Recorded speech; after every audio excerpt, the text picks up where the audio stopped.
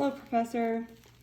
I'm Malia Troop. I'm in your biology lab 250 class, and today I'm going to be performing lab 4 of the sheep brain. I've already dissected the sheep brain, and I have my list of structures to point out as we go through the video. So starting off, going down the list, we're going to go over some of the exterior of the sheep brain. So overall, we have our cerebrum, and then as you look on the outside of the sheep brain, you're going to have your fissures, which is you're going to be your succulus, and then the actual round portions of the outside of the brain is going to be your gyrus. And then if you hold the sheep brain together, you're going to be able to see that line that separates your left and right hemisphere of your brain, and that's going to be your longitudinal cerebrum fissure. Now, going down the list, you're going to have that brain stem, and then looking a little bit internally, you're going to have that midbrain, which you're going to have your cerebral pentacle, which is going to separate your pons to your midbrain. And then if you look closely, I think on one side you can kind of see it a little bit better than the other. But you're going to see that you have your superior cocculus and then the inferior cocculus. Let's move that out to the side. And then continuing down, you're going to have your pons and then the medulla oblongata. Over here, this structure is going to be your cerebellum. And then within the cerebellum, I didn't really see it close up even whenever I hold the brain together. But your cerebellum is going to be kind of like your actual cerebrum, where you're going to have the vermis, which is going to be what separates the cerebellum hemispheres from the left and right. And that gets into our lateral hemisphere.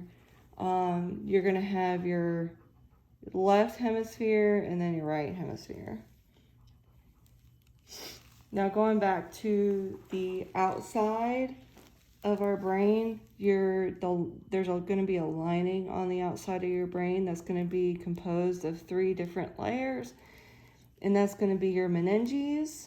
So on the outside, you're going to have your dura mater, which is basically going to be laying between your cranium and the brain itself. The second layer is going to be the arachnoid layer, and then you're going to have a pia mater that's going to sit right on top of the brain itself. Now going down the list, we have our pituitary gland. I was surprised to see how much bigger it was than I honestly thought it was going to be a little bit smaller. And then now we're going to get into the cranial nerves. So I'm going to flip this guy over. We're going to have our olfactory nerves with the bulb and the nerve itself that's going to run down. This is going to be more for sight, or I'm sorry, not sight. It's going to be for smell. Sorry about that. So your olfactory bulbs are going to be more for smelling, and then you're going to get into your optic nerve, which is going to be this right here.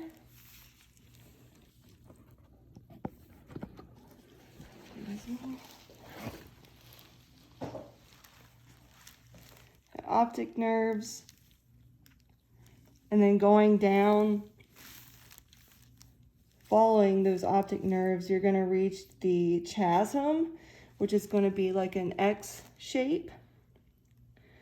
And then following that down is going to be the actual tract, the optic tract. And your optic nerves are going to be for sight. The next nerve we're going to find is the ocular motor nerve.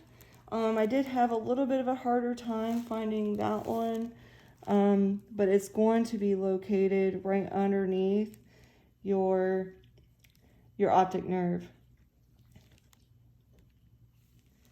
Next is going to be the trochlear nerve. That one's going to be right underneath here as well, and I had a hard time finding that one as well, but it will be located in this area right here. The next nerve is going to be your trigeminal nerve, which is going to be in charge for sensation. This one is a lot bigger, so as you can see, like it stands out pretty obviously. That's going to be your trigeminal nerve, and then underneath that is going to be your abductions nerves, which is going to be another motive nerve. I couldn't find that one either. But those are going to be covering our nerves. And then we'll go back into the internal part of the brain. So this is going to be the mid-sagittal section. I think you can see it pretty well. So right here is going to be your corpus callosum. And then right here is going to be your thalamus. And then you can see it right here a little bit better. That's going to be your hypothalamus. And then we're going to get into the lateral ventricle, which is going to be, where was it? Right in here, your lateral ventricle. And then your thalamus is going to be part of your third ventricle.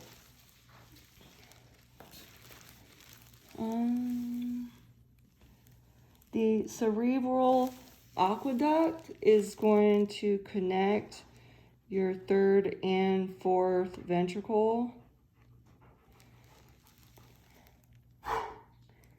The septum pellucidum, that one is going to be located right here. That's going to be your septum pellucidum, and it kind of looks almost like a cavity. And then right underneath it, I can kind of see like a lining, but I believe that's going to be your coronoid plexus. And then this tree-like matter right here is going to be your arbor vitae. So that covers the brain. And our last bit is going to go over the actual spinal cord. So cutting open the spine, you can kind of point out